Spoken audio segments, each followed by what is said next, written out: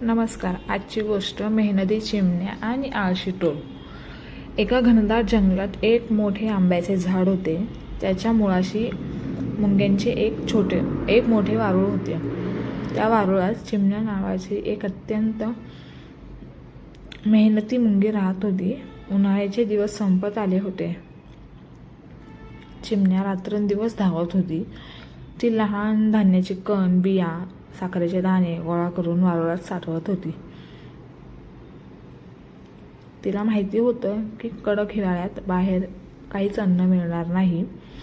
तिच्या अगदी जवळच एका वेलीवर टोळ नावाचा एक आळशी मित्र राहत होता.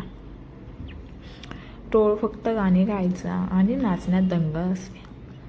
चिमण्या इतकी मेहनत करताना पाहून तो तिला हसत असे.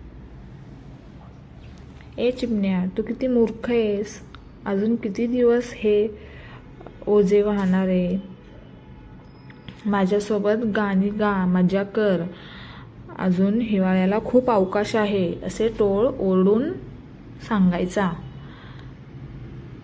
पण चिमण्याने कधीही आपले काम थांबवले नाही. ती म्हणली, टोळ, मी वेळेवर केलेली मेहनत वाया जाऊ देणार नाही. भविष्याची तयारी करणे खूप महत्त्वाचे आहे. पण टोळाने तिचे बोलणे ऐकले नाही. तो दिवसभर फक्त गाणी गात आणि नाचत राहिला. काही महिन्यात कडक हिवाळा सुरू झाला. सगळीकडे बर्फ पडला. टोळाची गाणी थांबली, कारण थंडीमुळे आणि भुकेमुळे त्याचं शरीर थरथर कापत होतं. त्याला कुठेच खायला मिळाले नाही. शेवटी थकून तो चिमण्या मुंगीच्या वारुळाजवळ आला आणि त्याने दार वाजवले. चिमण्याने दार उघडले. आत तिने सगळे अन्न व्यवस्थित साठवून ठेवले होते.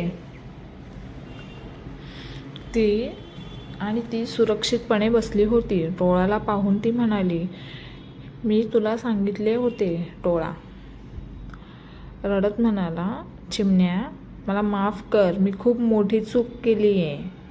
मला फक्त थोडेसे अन्न दे, नाहीतर मी उपाशी मरेल. चिमण्याला त्याची दया आली.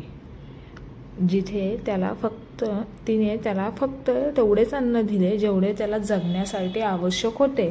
तिने टोळाला शिकवण दिली की वेळेवर केलेली मेहनत आणि नियोजन नेहमीच उपयोगी पडते.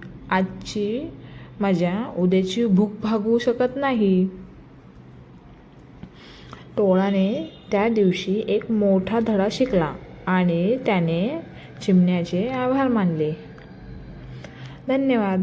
आपली कथा आवडली असेल तर चॅनेलला लाईक, शेअर, सबस्क्राईब नक्की करा. आपलं चॅनल नवीन आहे. नवनवीन कथा ऐकण्यासाठी चॅनेलला नक्की सबस्क्राईब करून